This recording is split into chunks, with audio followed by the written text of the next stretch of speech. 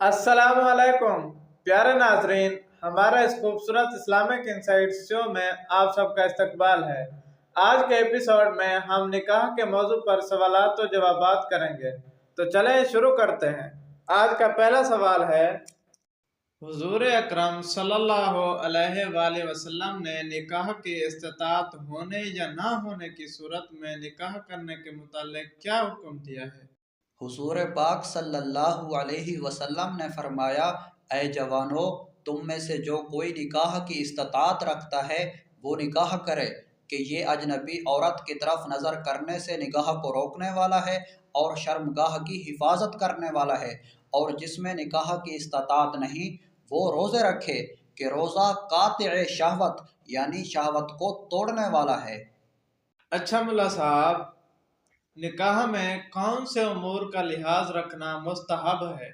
निकाह में ये उमूर मुस्तहब हैं: ऐलानिया होना, निकाह से पहले खुतबा पढ़ना, मस्जिद में होना, जुम्मे के दिन गवाहान आदिल के सामने, औरत उम्र हसब माल इज़्ज़त में मर्द से कम हो और चाल चलन और अखलाक व तकवा और हुस्न व जमाल में ज़्यादा हो। बहुत खूब मुल्ला साहब। औरत से उसकी इज्जत या माल की वजह से निकाह करने वाले के लिए क्या वईद है? नबी पाक सल्लल्लाहु अलैहि वसल्लम का फरमान है, जो किसी औरत से उसकी इज़्ज़त की वजह से निकाह करेगा अल्लाह पाक उसकी ज़िल्लत में इजाफ़ा करेगा, और जो किसी औरत से उसके माल की वजह से निकाह करेगा अल्लाह पाक उसकी मोहताजी ही बढ़ाएगा। अच्छा मुल्ला साहब, क्या औरत के महर माफ कर देने से माफ हो जाएगा? औरत कुल महर या कुछ मुआफ़ कर दे तो मुआफ़ हो जाएगा, बशर्ते के शौहर ने इनकार न कर दिया हो। अगला सवाल है, महर की कितनी किस्में हैं? महर 3 किस्म का है: मुअज्जल आइन के साथ कि खलवत से पहले महर देना करार पाया है, मुअज्जल हमज़ा के साथ जिसमें कोई मुद्दत मुकर्रर हो, नंबर 3 मुतलक जिसमें पिछली दोनों सूरतों में से कोई सूरत ना हो। अच्छा मुल्ला साहब, ये बताएं, महर ना देने की नियत से निकाह करने वाले के लिए क्या वईद है?